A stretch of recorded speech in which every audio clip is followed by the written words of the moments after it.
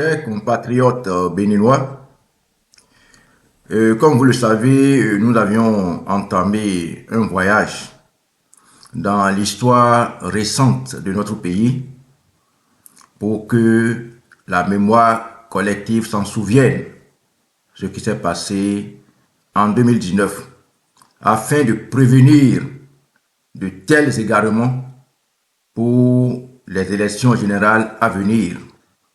Et nous étions en train d'examiner les actes préparatoires de l'exclusion électorale de 2019. Aujourd'hui, il s'agira de la suite numéro 1. Et dans ce cadre, nous allons d'abord voir l'épisode 3, intitulé « Les lois électorales et le rusé certificat de conformité ». 1. La charte des partis politiques du 17 septembre 2018. C'est dans les conditions que j'avais énumérées dans les épisodes 1 et 2 que l'Assemblée nationale a délibéré et adopté en sa séance plénière du 26 juillet 2018 la Cour constitutionnelle ayant rendu la décision de conformité à la Constitution DCC 18-183 du 28 août 2018, le président de la République a promulgué la loi numéro 2018-23 du 17 septembre 2018 portant charte des partis politiques en République du Bénin. Ainsi, la loi numéro 2018-23 du 17 septembre 2018 portant charte des partis politiques en République du Bénin fait passer le nombre de membres fondateurs d'un parti politique de 10 par département, soit 120 membres à l'échelle nationale, à 15 membres par commune, soit 1155 membres sur le plan national, puisque le pays compte 77 communes. Dans les dispositions transitoires, veuillez bien écouter ces dispositions, parce que c'est ça qui a amené la question, ou bien le maladroit certificat de conformité qui a fait l'objet de tueries massives dans le pays. Donc, dans les dispositions transitoires, disais-je, l'article 56 stipule, et je cite, « Pour compter de sa date de promulgation, pour compter de la date de promulgation de la présente loi, les partis dûment enregistrés continuent d'exister, nonobstant les dispositions du titre 2, chapitre 1er de la présente loi. Il dispose d'un délai de 6 mois, pour se conformer aux nouvelles dispositions. Passé ce délai, ils perdent leur statut juridique. » Fin de citation. Mais, contre toute attente, alors que les états-majors de tous les partis politiques s'organisaient pour prendre part aux élections législatives d'avril 2019, après avoir accompli toutes les formalités de mise en conformité à la loi numéro 2018-23 du 17 septembre 2018 portant charte des partis politiques en République du Bénin, la Cour constitutionnelle, bien sûr, la Cour constitutionnelle de Joseph Diogbenou, nous ne cesserons jamais de le répéter, compte tenu du mal profond qu'il a fait à notre nation. Donc, c'est ainsi que la Cour constitutionnelle, gardien du temple, comme le peuple en était habitué depuis une trentaine d'années, a été la première à jeter le feu dans la cité à moins de 3 mois des élections législatives d'avril 2019 par un coup d'état juridictionnel en inventant par sa décision DCC-EL 19-001 du 1er février 2019 une nouvelle pièce administrative d'exclusion dénommé certificat de conformité, qui ne se trouvait dans aucune disposition de la charte des partis politiques. La délivrance du dit certificat de conformité est laissée au bon vouloir du ministre de l'Intérieur, l'un des responsables du parti présidentiel Union progressiste UP, pour parachever le plan d'exclusion de l'opposition des législatives d'avril 2019. Le président de la Commission électorale nationale autonome Sénat, institution chargée de l'organisation des élections au Bénin, a choisi de violer les dispositions de la nouvelle loi à la suite de la Cour constitutionnelle. La suite du développement vous édifiera. La Sénat a, par un communiqué en date du 8 février 2019, fixé la date de dépôt des dossiers de candidature aux élections législatives par les partis politiques entre le 21 et le 26 février 2019, alors que le délai légal de mise en conformité des partis politiques existants continue de courir jusqu'au 17 mars 2019. Le délai de mise en conformité des partis politiques à la nouvelle loi est ainsi amputé délibérément d'environ 3 semaines. Je dis bien que le délai de mise en conformité des partis politiques à la nouvelle loi est amputé délibérément d'environ 3 semaines. C'est donc sans surprise que pour jouer pleinement sa partition dans l'exclusion des partis politiques, la Sénat a, le 5 février 2019, rendu public par son communiqué numéro 005 Sénat, BA-PT, BA-VP, BA-CB, BA-SP, la liste des pièces constitutives de candidature aux élections législatives d'avril 2019, au nombre desquelles figure le certificat de conformité, dont le défaut rendrait le dossier incomplet. Le 5 mars 2019, la Commission électorale nationale autonome Sénat, après l'étude des dossiers avec des fautes mineures et des fautes majeures, annonce ne valider que 2 listes présentées par des partis politiques soutenant Patrice Talon, soit l'Union progressiste UP et le Bloc républicain BR, pour prendre part aux élections législatives. Toutes les autres listes sont rejetées. Par conséquent, aucun parti d'opposition n'a pu participer aux législatives de 2019. 2. Le code électoral du 3 septembre 2018. Le second binôme mortifère d'exclusion fut le code électoral. Sous le fallacieux prétexte de réformer le système partisan et électoral, le président Patrice Talon s'est engagé à remplacer la loi 2013-06 du 25 novembre, la loi 2013-06 du 25 novembre 2013 portant code électoral en République du Bénin, qu'il a fait élire lui-même, revenu de l'exil, lors de la présidentielle de 2016, ainsi que les députés et les conseillers communaux lors des élections législatives et communales de 2015, sans heurts, dans une paix absolue. Malgré les vives critiques de l'opposition, de l'opinion nationale et internationale, des juristes de haut niveau, les députés du président de la République à l'Assemblée nationale, regroupés au sein du bloc de la majorité présidentielle BMP, ont voté la loi numéro 2018-31 du 3 septembre 2018 portant code électoral en République du Bénin.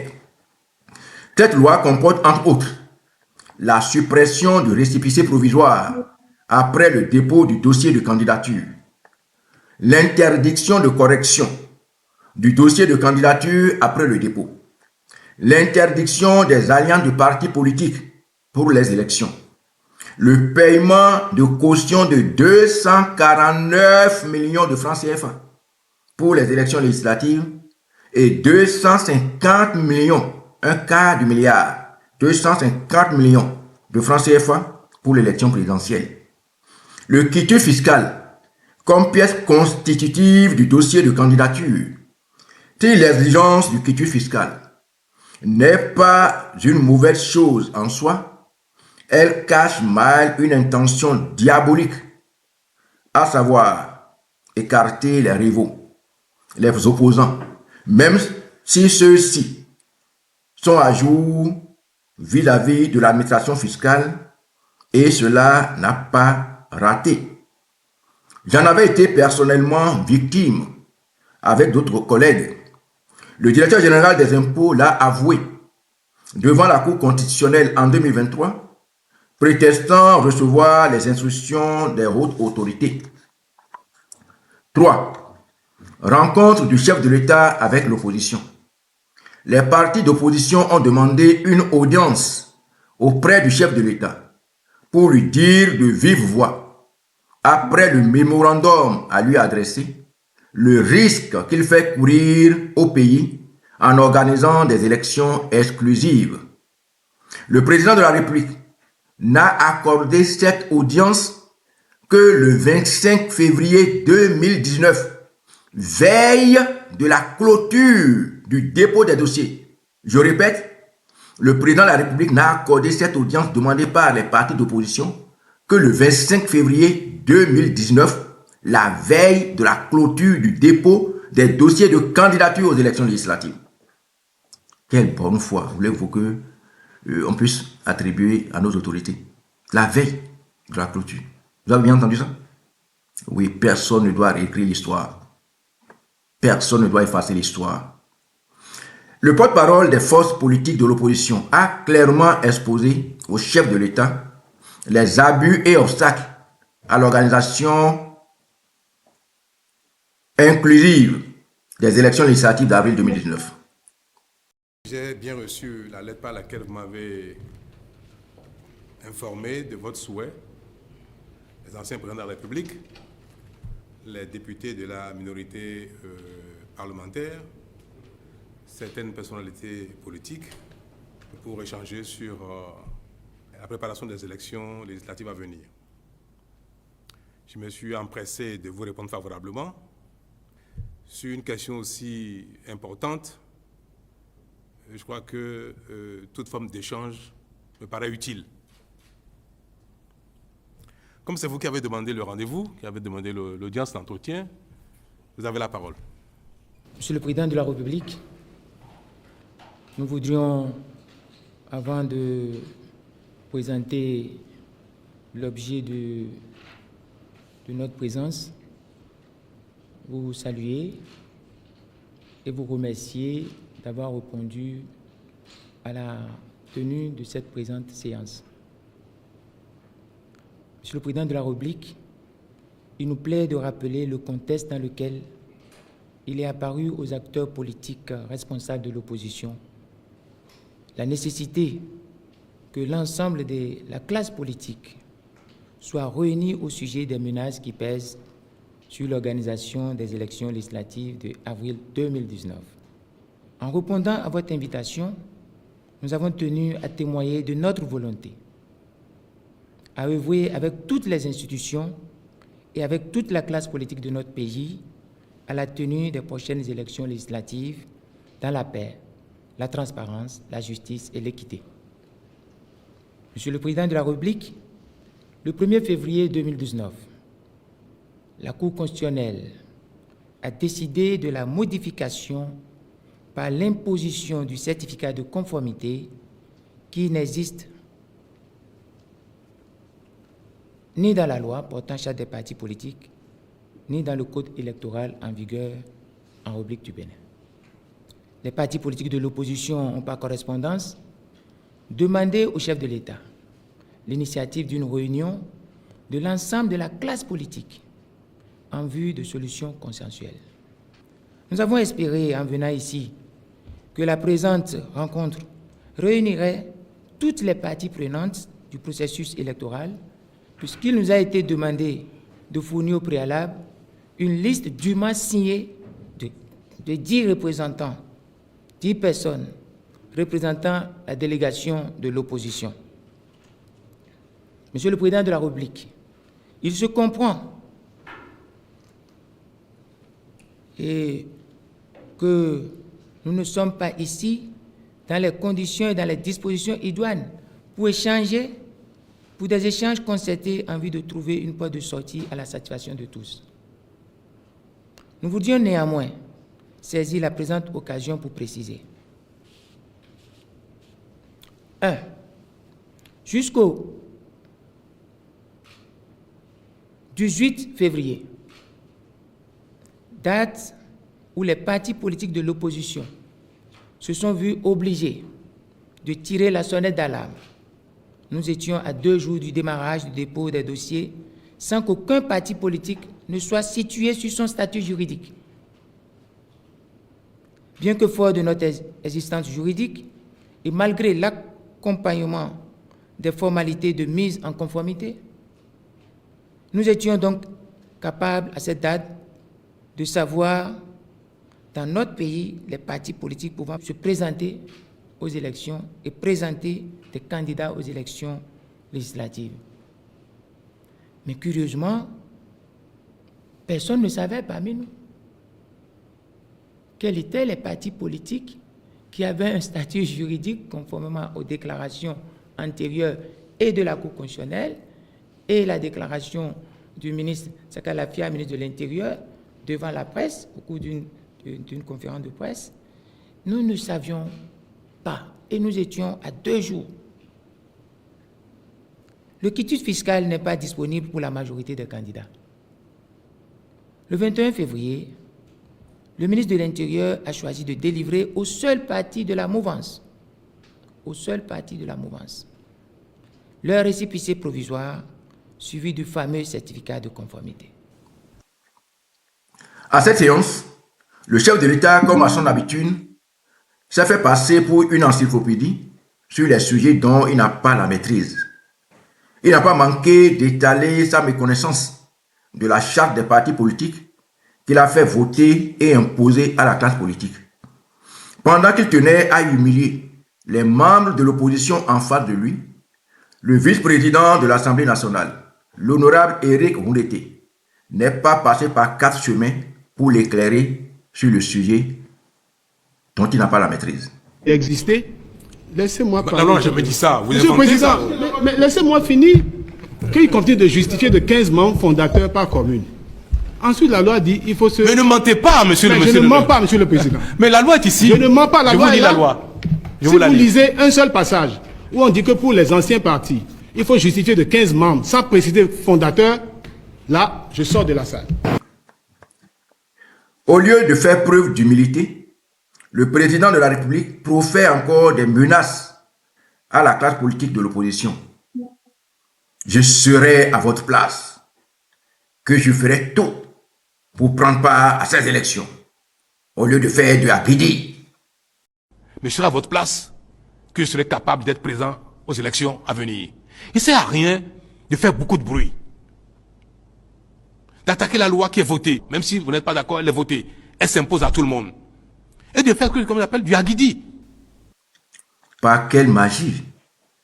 Alors que c'est lui, Patrice Talon, qui empêche les partis politiques de l'opposition de prendre part aux dites élections, de peur de subir une cuisante débâcle.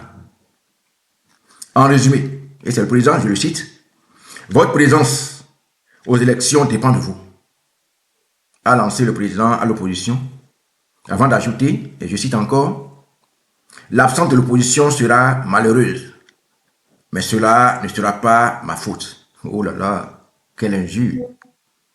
4. Alerte générale infructueuse. Les alertes fusaient de toutes parts. Les institutions internationales, l'Organisation des Nations Unies, l'Union économique, l'Organisation internationale de la francophonie, des organisations régionales comme la CEDEAO, l'Union africaine, l'UEMOA, les représentations diplomatiques accréditées près la République du Bénin, les chefs d'État des pays voisins, les anciens chefs d'État du Bénin, le groupe des intellectuels africains, les ONG nationales et internationales, les confessions religieuses, les responsables de la chefferie traditionnelle, les intellectuels béninois, tout ce monde intervenait. Cependant, le chef de l'État béninois était resté sourd, intransigeant et insensible. Face à ces manigances du gouvernement, les partis politiques d'opposition ont saisi la Cour suprême, qui s'est déclarée incompétente quant à la non-délivrance à eux du certificat de conformité par le ministre de l'Intérieur. Bénin touché, Bénin tomiton, Bénin totoué, Béayouen, Boudoto bossé. Épisode 4. L'ingénierie de l'impasse. 5. Rencontre du chef de l'État avec les partis de la mouvance et alliés.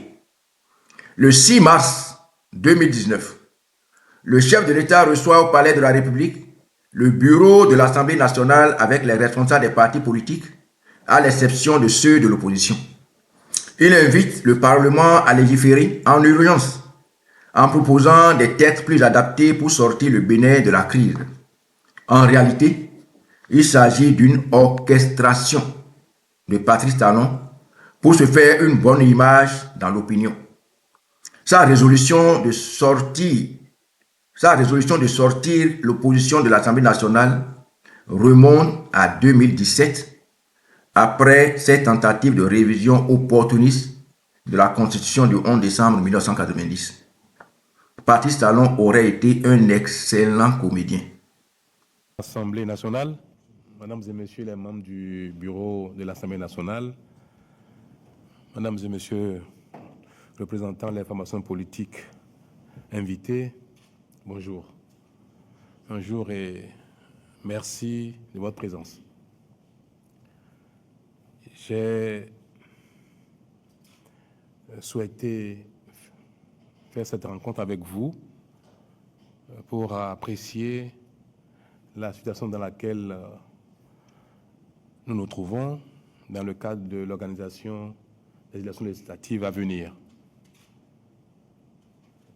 Je pense que tous les partis ou toutes les formations politiques invitées ne sont pas représentés, me semble-t-il. Ici sont représentés les partis ci-après. Union progressiste. 2. Le bloc républicain. 3. Le mouvement des élites engagées pour l'émancipation du Bénin. Moëlé. 4. Force Cori pour le développement du Bénin. FCDB. 5. Union démocratique pour le Bénin nouveau. UDBN. 6. Parti du renouveau démocratique. L'absence des partis ci-après a été constatée. Dynamique unitaire pour la démocratie et le développement. Force Cori pour le Bénin émergent. Restaurer l'espoir. Et Union sociale libérale. Il importe de souligner que les FCBE et USL ont par courrier formellement décliné l'offre de l'invitation, correspondance reçue ce jour même. Les autres partis n'ont pas, de façon formelle, motivé leur absence. Merci, Monsieur le Président. Merci. J'ai souhaité cette rencontre d'échange pour apprécier la situation dans laquelle nous sommes depuis hier, à la suite de la proclamation par la Sénat la liste des partis, des formations politiques retenus pour participer de manière effective aux élections législatives à venir. J'avais déjà, il y a quelques jours, rencontré quelques formations de l'opposition à la suite des diligences opérées au niveau du ministère de l'Intérieur pour la délivrance des certificats de conformité des récépissés provisoires ou des récépissés d'enregistrement des partis politiques nouvellement créés. Et à cette occasion, nous avons eu à constater et à déplorer le fait que beaucoup de partis politiques ne parvenaient pas à cette étape-là à satisfaire les exigences de la charte des partis. Nous avons pu constater, nous tous, les citoyens béninois, les formations politiques, les institutions, nous avons pu constater que à la date de clôture de dépôt des candidatures à la Sénat, 7 formations politiques ont formellement fait acte de candidature. Et hier, il est apparu que seuls 2 partis politiques sont restés en liste pour participer effectivement aux élections du 28 avril 2019. Ce constat est malheureux et c'est de toute évidence que cela nous interpelle. Je voudrais vous dire sans détour que c'est un constat malheureux. Je parle en tant que président de l'Assemblée nationale et donc président du bureau de l'Assemblée nationale.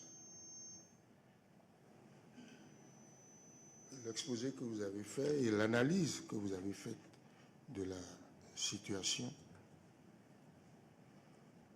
est particulièrement lucide. Honore notre pays, honore le chef de l'État béninois et honore l'ensemble de sa classe politique, à savoir que lorsqu'on est dans une situation comme celle-là, qui s'apparente à une impasse politique, le devoir du chef, effectivement, père de famille, c'est de chercher les issues possibles pour régler le problème. Et donc, je vous remercie très sincèrement, Monsieur le Président, d'avoir posé le problème, d'avoir voulu qu'on cherche les solutions pour le résoudre. Je ne sais pas si on y arrivera, mais c'est une excellente chose, une excellente initiative d'avoir posé le problème et d'avoir demandé qu'on essaye de voir ce qu'on peut faire. Merci infiniment, Monsieur le Président. Le président de l'Assemblée nationale, Maître Adrien Oumbédji, a reçu mandat du chef de l'État pour conduire les négociations. 6. Tentative de recherche de consensus de sortie de crise. Le jeudi 28 mars 2019, la plénière de l'Assemblée nationale a été consacrée à l'étude de la proposition de loi dérogatoire consensuelle de sortie de crise. Après les débats qui ont suivi le rapport de la commission des lois, le consensus n'a pas été obtenu. Le président de l'Assemblée, dans la conclusion de la séance, a exhorté les 2 camps à poursuivre les échanges pour un document consensuel à examiner prochainement. Nous sommes plus déçus qu'au cours des travaux en commission de loi, les gens ne pensaient pas véritablement au pays. Ils pensaient à l'heure de conduction. Ils pensaient à cette stratégie mise sur pied pour écarter tout le monde. Au-delà du fait que la stratégie mise sur pied pour écarter tout le monde les favorise, mais ils doivent savoir que cela remet en cause fondamentalement la stabilité du pays. Monsieur le Président de l'Assemblée nationale, ces gens-là veulent brûler le pays. Mais nous allons les aider à sauver la démocratie. Nous n'allons pas reculer. Nous n'allons pas reculer. Au moment où on est en train de chercher le consensus et vous avez affecté la proposition de loi dérogatoire, une petite partie de l'opposition se lève pour dire non, on n'est pas d'accord. On va retrouver le consensus où?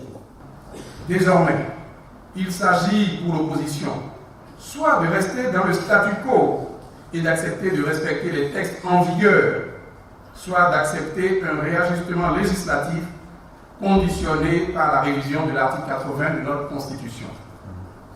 Consciente de toute la guerre menée par elle-même pour fustiger toute modification de la Constitution, l'opposition se trouve ainsi prise à son propre piège, puisque cette option de révision n'arrange qu'elle seule. C'était le piège. Il fallait faire en sorte, créer les conditions pour qu'on se sente obligé de se ligoter dans une révision de la Constitution. Vous voyez, Monsieur le Président, le peuple rose est découvert.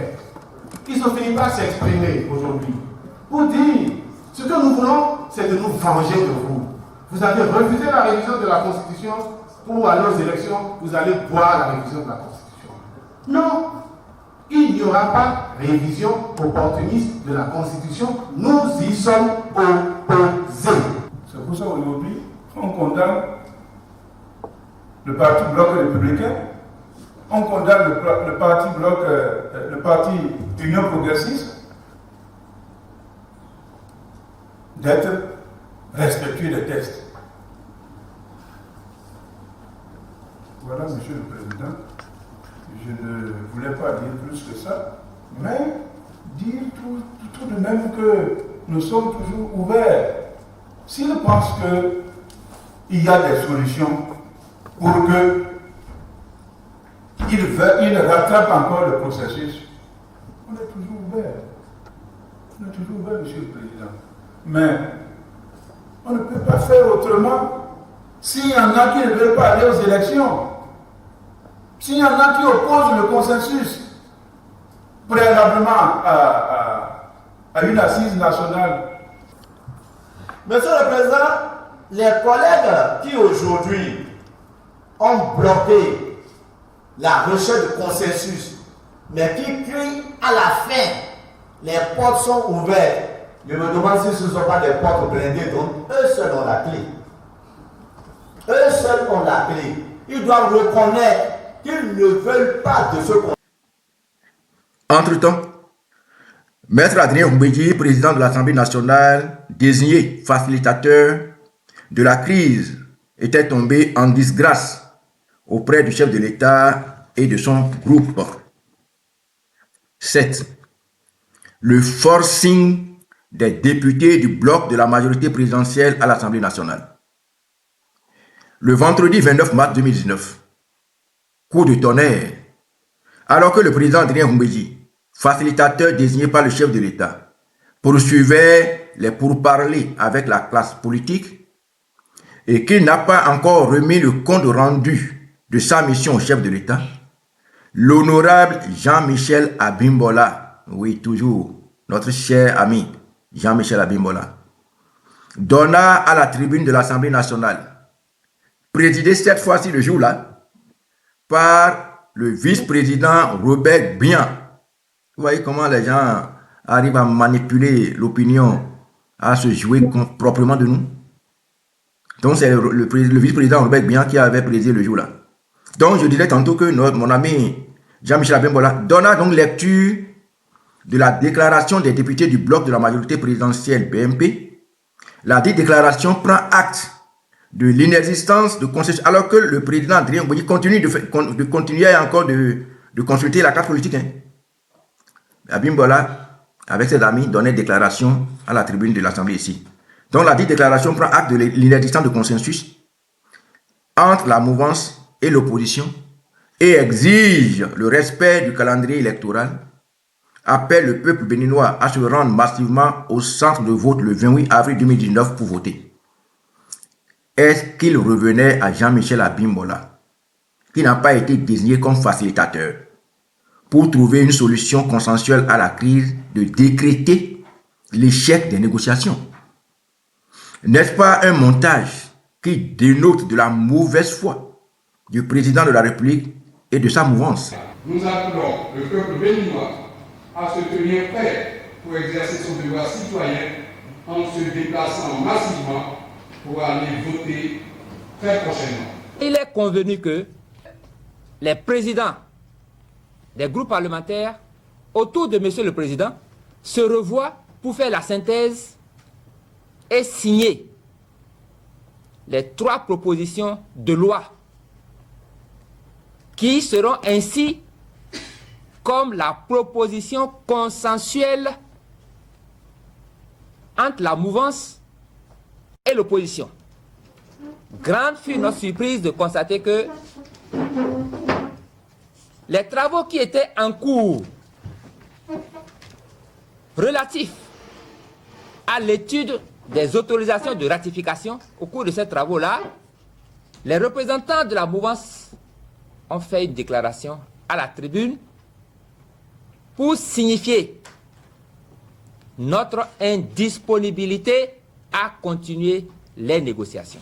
Nous sommes disposés à rechercher le consensus afin que la démocratie soit respectée au Bénin par rapport aux élections d'avril 2019. 8. Marche pacifique de protestation. Le 11 mars 2019, marche pacifique de protestation organisée par les partis d'opposition à Cotonou pour dénoncer leur exclusion des élections législatives du 28 avril 2019.